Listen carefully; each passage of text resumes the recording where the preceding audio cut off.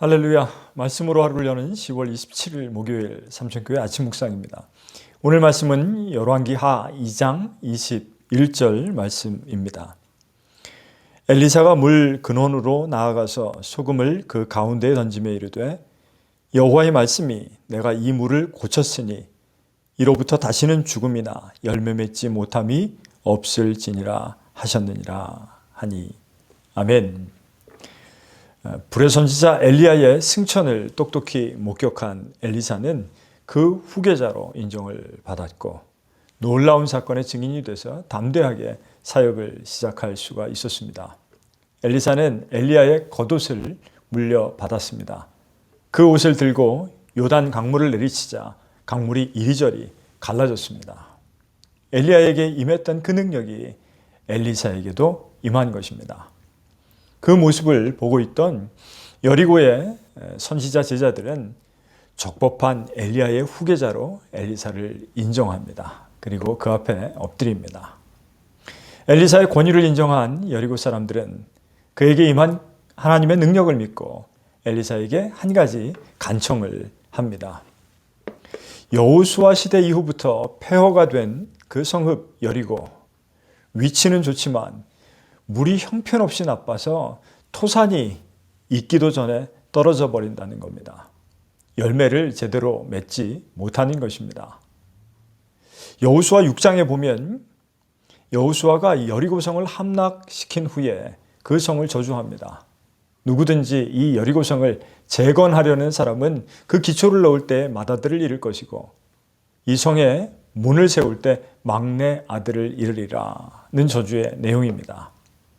그러니 여리고 성읍의 주민들은 엘리사로부터 하나님의 능력을 간구했던 것입니다. 이에 엘리사는 소금을 한 대접 가지고 오게 하죠. 그리고 그 물의 근원에 가서 그 가운데에 소금을 던졌습니다. 그러면서 축복합니다. 여호와의 말씀이 내가 이 물을 고쳤으니 이로부터 다시는 죽음이나 열매 맺지 못함이 없을지니라. 아멘. 과연 그의 축복대로 하나님께서 여리고의 물을 깨끗하게 하셨습니다. 이것이 저주받았던 성읍 여리고에 임한 회복의 축복입니다. 엘리사는 엘리야와 함께 했던 그 여정을 거꾸로 돌아서 여리고를 지나 베델로 오게 됩니다. 베델은 어떤 곳인지 기억나십니까? 야곱이 돌베개를 베고 자다가 사닥다리로 천사들이 꿈에 오르내리는 것을 본 장소입니다. 그래서 원래 그곳의 지명은 루스였지만 야곱이 잠에서 깬 후에 돌베개를 세우고 기름을 붓고 축복하면서 그 지명을 벳엘, 하나님의 집이라는 뜻으로 바꾸었습니다. 얼마나 축복된 이름입니까? 그런데 엘리사가 베델을 지나갈 때 만난 어린이들이 엘리사를 보고 대머리에 올라가라, 대머리에 올라가라 그렇게 놀려댔습니다. 혹자는 어린이들이 아니라 청년들이라고도 합니다. 어쨌든 아이들의 조롱은 엘리사의 외모를 지적했다기보다는 하늘로 올라간 엘리야처럼 엘리사도 올라가 버리라는 모독입니다. 엘리야의 승천에 대한 불신 내지는 비아냥일 것입니다. 그리고 아이들의 놀림이라는 것은 결국 당시 어른들의 생각을 대변하는 것이라고 해석할 수 있습니다. 엘리사는 그래서 아이들의 놀림에 참지 않고 그들을 여호와의 이름으로 저주하였습니다. 그러자 수풀에서 기다렸다는 듯 암콤 2마리가 뛰어나와서 그 아이들 중에 42명을 죽이고 말았습니다. 처참한 일이죠. 그런데 베델은 이미 여로보암 때에 그곳에 금송아지 우상을 세우면서 타락한 도시가 되어 있었습니다. 베델이 과거의 명성에 걸맞지 않는 불신앙의 장소임을 알게 하는 것이 바로 이 엘리사 조롱 사건이라고 볼 수가 있습니다.